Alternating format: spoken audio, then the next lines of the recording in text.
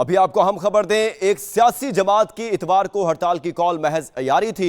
उनकी अयारी नहीं चली। अवाम ने इल्जाम तराशी, फितना, दंगा फसाद, जलाओ घेराव का कल्चर को मुस्तरद कर दिया। वज़ीर आला पंजाब मरियम नवाज की गुफ्तगू, कहा अरबपति लोगों ने गरीब आवाम को नुकसान पहुंचाने के लिए हड़ताल की कॉल दी। हड़ताल की कॉल पर आवाम का सिफर रिस्पॉन्स आया।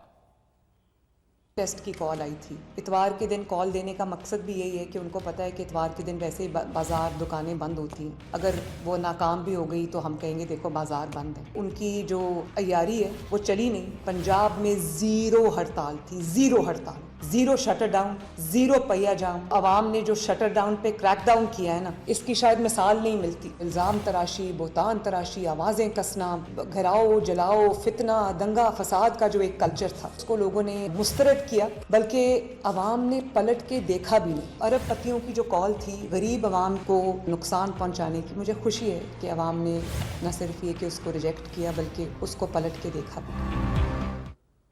सिंध के सीनियर वजीर शर्जील मेमन कहते हैं पीटीआई ने इतवार को हड़ताल की कॉल देकर होशियारी का मुजाहरा किया। इतवार को स्कूल कॉलेज खुले होते हैं, ना ही दफातर, कारोबारी मराकज भी बंद होते हैं। इतवार को हड़ताल करके अगर उनको किसी को खुश करना है तो करते रहें। कराची के मसाइल उठाने पर जमात इस्लामी और एमक्यूएम पर भी तनकीद, बोले दोनों जमातें ये नहीं करेंगी तो उनकी सियासत कैसे चलेगी। पीटीआई ने एक स्मार्ट मूव की कि उन्होंने इतवार के दिन को जो है चुना कि हम हड़ताल कर रहे हैं। अब इतवार को आपको पता है कि पूरे पाकिस्तान में वैसे हॉलीडे होता है, ना ही दुकानें खुलती हैं, ना ही सरकारी दफातर खुलते हैं, ना स्कूल खुलते हैं, ना कॉलेजेस खुलते हैं। तो अच्छी बात है, अगर छुट्टी के दिन आपने हड़ताल करके अगर आपने किसी को खुश करना है तो आप भले कर लें।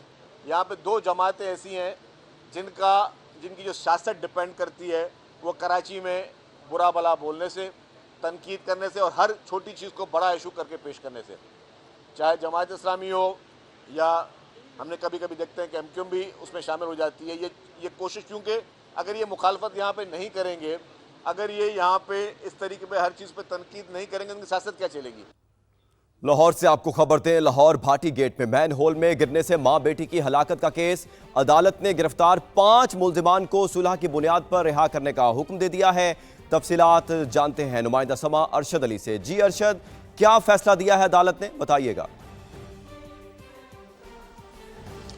जी बिल्कुल, लाहौर की मुकामी अदालत के जुडिशल मजिस्ट्रेट शफकत अब्बास ने इस केस की समाअत की है। अदालत ने अपने तहरीरी अहकामात ये हुक्म दिया है कि अदालत के रूबरू जो है वो इस मुकदमे का मदई है और इसके साथ साथ मकतूला का शोहर है उसके जो है वो स्टेटमेंट जो है वो रिकॉर्ड की गई और बयान हल्फी जो है वो अदालत में पेश किया गया, जिसमें ये लिखा गया कि हम पर कोई दबाव नहीं है और जो है वो कंप्रोमाइज़ की बुनियाद पर हम मज़ीद मुल्ज़मान के खिलाफ कोई कानूनी कार्रवाई नहीं करना चाहते। अदालत मुल्ज़मान को मुकदमे से बरी करे या जो है वो डिस्चार्ज करे, हमें इससे कोई सरोकार नहीं है। जिस पर जो है वो अदालत ने इन तमाम जो इनके मुआहदाजात थे उनको अदालती शीट का जो है वो हिस्सा बनाया है और मुल्ज़मान की 5 जो मुल्ज़मान थे जिनमें जो है वो असगर सिंधु, अहमद नवाज, दानियाल और इसके साथ साथ उस्मान यासिन जो है वो शामिल हैं और मुल्ज़मान की अदालत ने 50,000 रुपये मुचल्लकों के एवज जो है वो जमानतें मंजूर करते हुए उनको रिहा करने के अहकामात जारी किए हैं और थाना भाटी गेट पुलिस से 23 फरवरी को मुकदमे का चालान भी जो है वो पेश करने के अहकामात जारी कर दिए हैं। जी बहुत शुक्रिया अरशद अली, आप हमें अपडेट कर रहे थे। से मैच खेलना है या नहीं, हतमी फैसला वज़ीर आज़म करेंगे। चेयरमैन पीसीबी की वज़ीर आज़म शहबाज शरीफ से मुलाकात आज मुतवक्के है। मोहसिन नकवी आईसीसी के साथ मुज़ाकरात से आगाह करेंगे। ज़राए के मुताबिक मोहसिन नकवी वज़ीर आज़म को आईसीसी और बीसीबी से होने वाली मुलाकात पर एतमाद मिलेंगे। मोहसिन नकवी आईसीसी की दरख्वास्त के हवाले से भी वज़ीर आज़म को आगाह करेंगे। वज़ीर आज़म से मुलाकात के बाद T20 वर्ल्ड कप में भारत के खिलाफ खेलने का फैसला होगा। वज़ीर आज़म को बांग्लादेश क्रिकेट बोर्ड और पीसीबी के नुक्ता नज़र से भी आगाह किया जाएगा।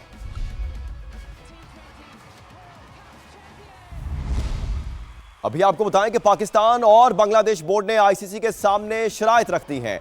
गुज़श्ता रोज लाहौर में होने वाली बैठक की अंदरूनी कहानी सामने आ गई है। पीसीबी ने भारत के साथ हाइब्रिड मॉडल को 2031 तक ले जाने का मुतालबा कर दिया। पाकिस्तान ने वर्ल्ड कप 2031 में अपने मैचेस बांग्लादेश में कराने की शर्त भी रख दी है। बांग्लादेश ने आईसीसी से आमदनी से हिस्सा देने की डिमांड की है।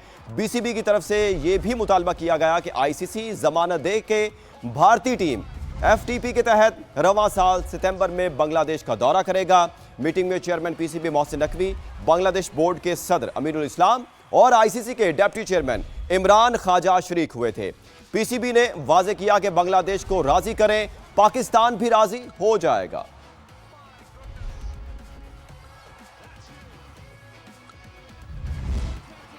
आईसीसी के सरबराह जय शाह खुद पाकिस्तान आते तो फिर हमारी कोई डिमांड नहीं होती। शाहिद आफरीदी की प्रोग्राम जोर का जोड़ में गुफ्तगू। कहा, जय शाह पर ब्रॉडकास्टर्स का दबाव है कि किसी भी हाल में पाक भारत मैच होना चाहिए। साबिक क्रिकेटर तौसीफ अहमद ने कहा, हुकूमत पाकिस्तान खेलने की इजाजत दे देती है तो यह हमारा बड़ापन होगा। प्रेशर है आईसीसी के ऊपर, जय शाह साहब के ऊपर जो है ना वो प्रेशर बहुत ज्यादा है किसी भी हवाले से, स्पेशली मेन जो है वो मेन स्पॉन्सर्स जो हैं उनका बहुत ज्यादा प्रेशर है कि किसी तरीके से ये मैच होना चाहिए। बार बार कहता हूँ कि पॉलिटिक्स से दूर रखना चाहिए क्रिकेट को। आप किसी के साथ ज्यादती ना करो, इक्वली चलो, ताकि आपको पूरी दुनिया क्रिकेट की सपोर्ट मिले। किसी की नजर में ये ना हो कि यार ये तो बदमाशी लगाई गई है। मैं तो समझ रहा था कि जय शाह साहब को खुद आ जाना चाहिए था। अगर ये जय शाह साहब खुद आ जाते तो आई थिंक ये फिर कोई डिमांड ना करता, पाकिस्तान बोर्ड की तरफ से कोई डिमांड ना जाती। जय साहब तो खुद आ जाते ना, यही एक तरीकेकार होता है। और हमने तो बढ़ बढ़ के आगे हमारे जो है बोर्ड के चेयरमैन जो हैं इनके पास गए हैं। अगर ये डिसीजन आ जाता है कि भाई नहीं खेलो तो ये हमारा बड़ापन, खेलो मतलब तो बड़ापन होगा हमारा। बांग्लादेश में पहले खूनी इनकलाब और अब इंतखाबात। हसीना वाजिद के धड़न तख्ते के बाद बांग्लादेश में नए हुक्मरान का चुनाव 12 फरवरी को होगा। 350 रुकनी पार्लियामेंट में 300 नशिस्तों पर बराह रास्त इंतखाबात होंगे। खवातीन के लिए मखसूस 50 नशिस्तें वोटों के तनासब की बुनियाद पर मुख्तलिफ सियासी जमातों में तकसीम की जाएंगी। कामयाब अरकान पार्लियामेंट वज़ीर आज़म का इंतखाब करेंगे। वज़ारत उज़्मा के लिए कम अज़ कम 151 अरकान की हिमायत हासिल करना लाजमी है।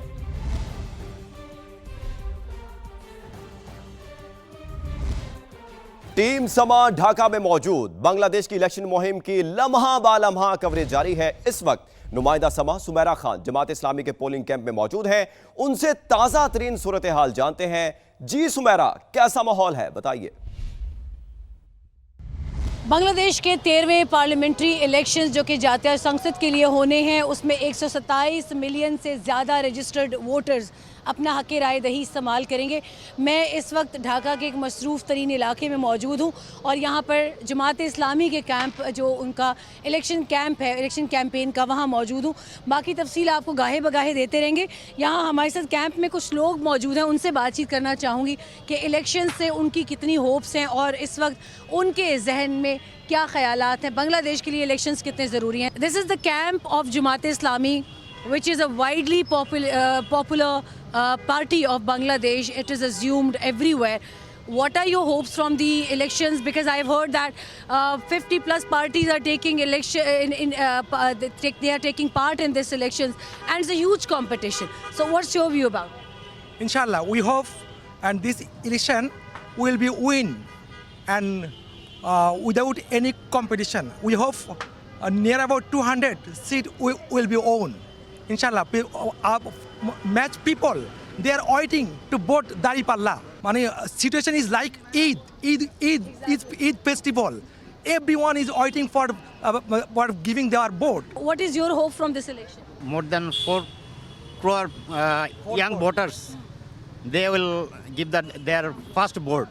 So they are very much eager to give the vote this time because the people are very much interested to give their first vote तो दारीपल्ला। इनका कहना यही है कि बहुत वक्त के बाद डेमोक्रेसी को, गैर जानिबदार शफाफ इलेक्शंस को वक्त मिल रहा है और यही वजह है कि यूथ हो, ख़वातीन हो, बूढ़े लोग हों, वो सब के सब बहुत खुश हैं इन इलेक्शंस के लिए और वो उम्मीद ज़ाहिर करते हैं कि इन इलेक्शंस में जो खुशी है उसका रिज़ल्ट हमें डेमोक्रेसी की शक्ल में मिले, बांग्लादेश में ट्रू डेमोक्रेसी आए और वो उस दिन को आता देख सकें।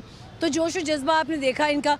यहाँ पर अभी सरे शाम ही लोग इलेक्शन कैंप्स के ऑफिसेज़ में आना शुरू हो जाते हैं। जो असल जो फेस्टिविटी है बांग्लादेश के लोगों की, ढाका के लोगों की, वो मगरिब और इशा की नमाज के बाद वो सड़कों पर निकलते हैं, रैलीज़ करते हैं, खाते पीते हैं और अपनी फैमिलीज़ को भी लाते हैं। तो this is all from Dhaka as of now. Sumera Khan, शुक्रिया आपका। क़यादत का चुनाव, मुल्क मजबूत बनाओ। बांग्लादेश अपनी तारीख के 11वें आम इंतखाबात की दहलीज पर है। 55 बरस में 3 जमातों ने मुख्तलिफ अदवार में हुकूमतें बनाई। इख्तिदार में रहने वाली पार्टियों में अवामी लीग, BNP और जातिया पार्टी शामिल हैं। धांधली के इल्जामात और इंतखाबी बाइकआउट भी इन इलेक्शंस का हिस्सा रहे। 1973 में मुल्क के पहले इंतखाबात में अवामी लीग को कामयाबी मिली। 315 में से 308 नशिस्तें अवामी लीग के नाम रहीं, लेकिन धांधली के इल्जामात ने इंतखाबात को दागदार कर दिया। 1975 में शेख मुजीब के कत्ल के बाद 4 बरस तक इंतखाबी अमल मुअत्तल रहा। 1979 के आम इंतखाबात में BNP को 237 नशिस्तों पर कामयाबी मिली। 1985 में जातिया पार्टी ने 183 सीटें जीतकर हुकूमत की बागडोर संभाली। उन इंतखाबात में BNP ने इंतखाबी अमल का बाइकआउट किया। 1988 के आम इंतखाबात में भी जातिया पार्टी ने मैदान मारा। इस बार BNP के साथ अवामी लीग ने भी बाइकआउट किया। 1991 में BNP ने जमात इस्लामी के साथ इत्तेहादी हुकूमत कायम की। 2001 के इलेक्शन में BNP 300 में से 193 नशिस्तें जीतकर हुकूमत बनाने में कामयाब हुई। 2008, 2014, 2018 और 2024 में शेख हसीना वाजिद धांधली के जरिए इक्तदार पर काबिज रहीं। का सिलसिला आगे बढ़ाते हुए आपको अहम खबर दें कि नेपरा ने नेट मीटरिंग रेगुलेशंस 2026 का नोटिफिकेशन जारी कर दिया है। नई रेगुलेशंस के तहत नेट बिलिंग का निजाम मुतारिफ करवा दिया गया। नई नेट मीटरिंग रेगुलेशंस का इतलाक बायोगैस सार्फिन पर भी होगा। तफसीलात जानते हैं जहीर अली से। जहीर, बताइएगा क्या फैसला किया गया है मजीद? देखें, ये जो आज फैसला जो पहले से हुआ था आज उसका नोटिफिकेशन जारी किया गया है। इसकी हेयरिंग हुई थी। जो नेट मीटरिंग सार्फिन है उनको नेट बिलिंग में तब्दील किया गया और इसका इतलाक आज से होगा। और जो माहिदा था सार्फिन के साथ 7 साल का, उसको 5 साल तक महदूद किया गया। और इसका फ़र्क जो पड़ेगा वो जो पुराने सार्फिन है उन पे भी पड़ेगा और जो नए सार्फिन इसके बाद आएंगे उनका रेट वैसे ही कम कर दिया गया है। उनका जो बाईबैक रेट था वो नेशनल एवरेज टैरिफ पे लिया जाएगा, यानी कि 9 या 10 रुपये पर यूनिट। और जो पुराने सार्फिन हैं उनका जो रेट था 27 रुपये बरकरार रहेगा, लेकिन यूनिट टू यूनिट जो एक्सचेंज था उसको ख़त्म किया गया है। अब जो इस वक्त डिस्कोज के पास बिजली का रेट होगा उस रेट को जो 27 रुपये बाईबैक रेट है उसके साथ कंपेयर किया जाएगा कि हुकूमती जो रेट है उसके साथ 1.5 यूनिट आती है। ये पहले यूनिट टू यूनिट एक्सचेंज था, एक तो उसको ख़त्म किया गया है और उसके बाद ये किया गया है कि जो मायदा था उसको 2 साल उसको कम किया गया है। हुकूमत ये चाह रही है कि इस वक्त जो नेट मीटरिंग सार्फिन है वो नेशनल ग्रिड पर बोझ हैं, जिसकी वजह से ग्रिड स्टेबिलिटी को ख़तरा है, तो ये स्टेप लिया गया। जबकि दूसरी जानिब हुकूमत की जानिब से 2015 में नेट मीटरिंग रेगुलेशन लाई गई थी। इसका मकसद ये था। ज़हीर अली, अहम तब्दीलियां की गई हैं, बहुत शुक्रिया, आप हमें अपडेट कर रहे थे। खबरों का सिलसिला आगे बढ़ाते हुए आपको बताएं रावलपिंडी से, जहां रावलपिंडी में इंडस्ट्रियल स्टेट रवात में फैक्ट्री में आग लग गई है। फायर फाइटर्स आग बुझाने की कोशिशें कर रहे हैं। खौफनाक शोले बुझाने के लिए जिला भर से फायर टेंडर्स को तलब कर लिया गया है। तफसीलात जानते हैं समा के नुमाइंदे यासिर हकीम से। यासिर, बताइएगा इस आतिशज़दगी के हवाले से।